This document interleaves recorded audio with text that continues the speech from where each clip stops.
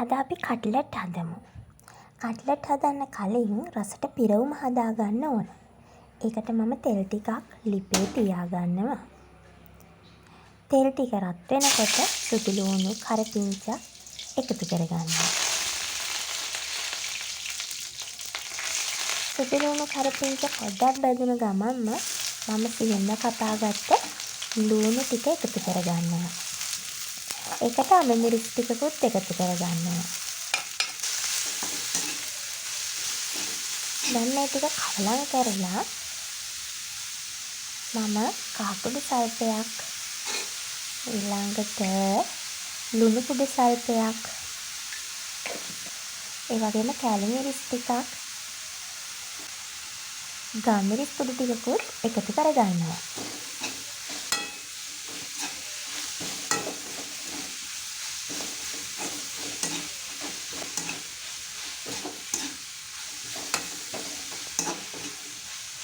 ලුණු ටික ටිකක් තැම්බුණාට පස්සේ තමයි මම අල මාළු එකතු කරන්නේ. එතකන් මම ටිකක් වහලා මෙන්න මේ විදියට තැම්බෙනකන් තියෙන්න ඇරියා. දැන් ලුණු ටික තැම්බිලා තියෙන්නේ. දැන් මම තම්බල පොඩි කරගත්ත අල ටික එකතු කරගන්නවා. මම ලුණු ටිකකුත් දාලා තමයි අල ටික එකතු කරගන්නේ. ඒක හොඳින් කවලම් කරනවා.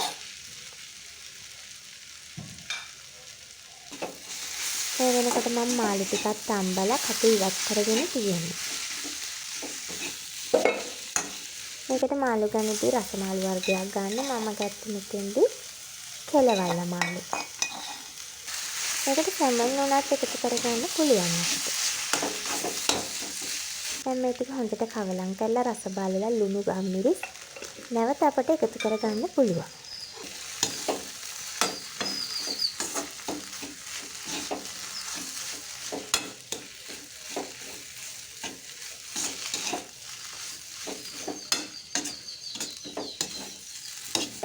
මේ විදිහට කවලම් කරගත්තට පස්සේ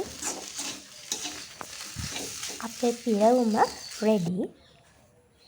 දැන් මේක හොඳට නිමුණට පස්සේ මම කට්ලට් ටික බෝල කරගන්නවා. මෙන්න මේ විදිහට. මම සාමාන්‍ය ප්‍රමාණය කට්ලට් තමයි හදන්නේ.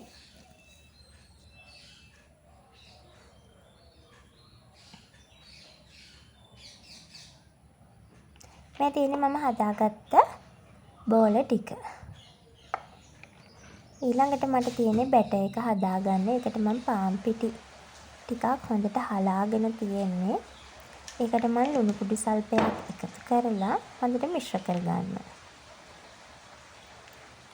දැන් මේකට වතුර ටික ටික එකතු කරමින් බැටර් එක හදාගන්න තියෙන්නේ. අපි පෑන්කේක් හදනවා වගේ බැටර් එකක් හදාගත්තම හරි. ගොඩක් ඝන වෙන්න ඕනෙත් නැහැ. ගොඩක් දියාරු එකක් ඕනෙත් නැහැ. දැන් ටිකක් ඝනයි වගේ නිසා මම මේකට තව වතුර ටිකක් ඇඩ් කරගන්නවා.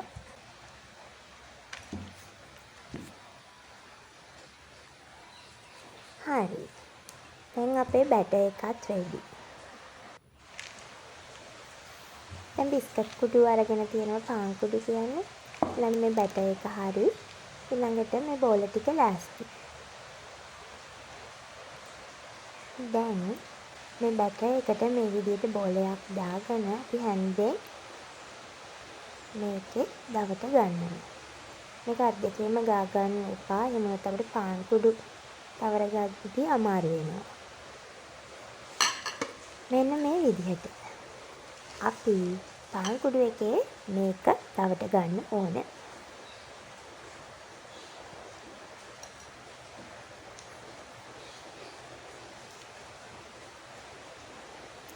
මෙන්න මේ විදිහට කරගන්න ඕන.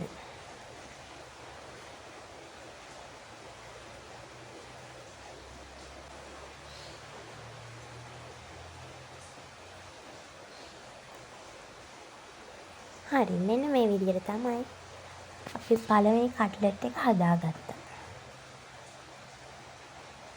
හැබැයි මේක එක සැරේ පළවෙනි කෝට් එකෙන් විතරක් කරන්නේ නැහැ.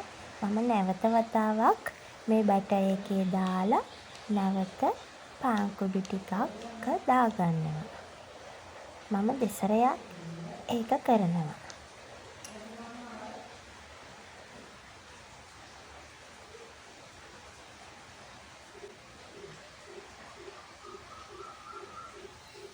එතකොට මම එක කට්ලට් බෝලේ කොට් දෙකක් වෙන්න කරගන්නවා.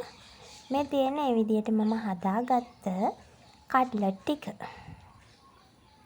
දැන් තියෙන්නේ අපිට බෙද ගන්න. මම තෙල් ටිකක් රත් වෙනකන් ඉඳලා මෙන්න මේ විදිහට බෙද ගන්නවා.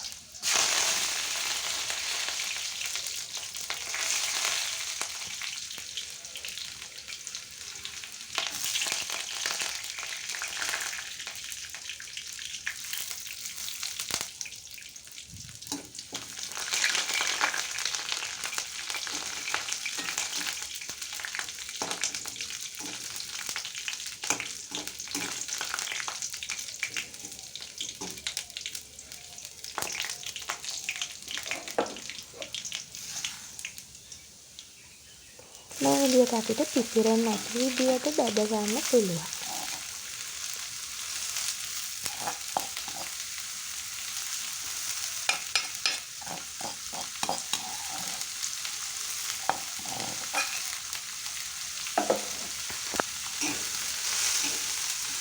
මෙන්න මේ විදිහට බැදුනට පස්සේ අපිට ඉවත් කරගන්න මේ විදිහට ගන්න.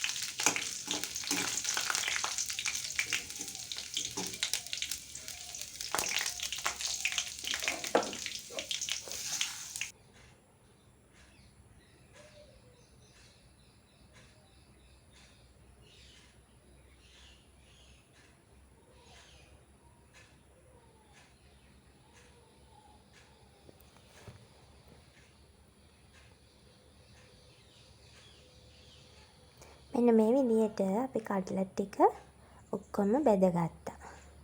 මේ තියෙන්නේ මං හදාගත්ත කට්ලට් ටික. මේ විදිහට පිරවුම හදලා බලන්න. හරිම රසයි මේ විදිහට කට්ලට් හැදුවම.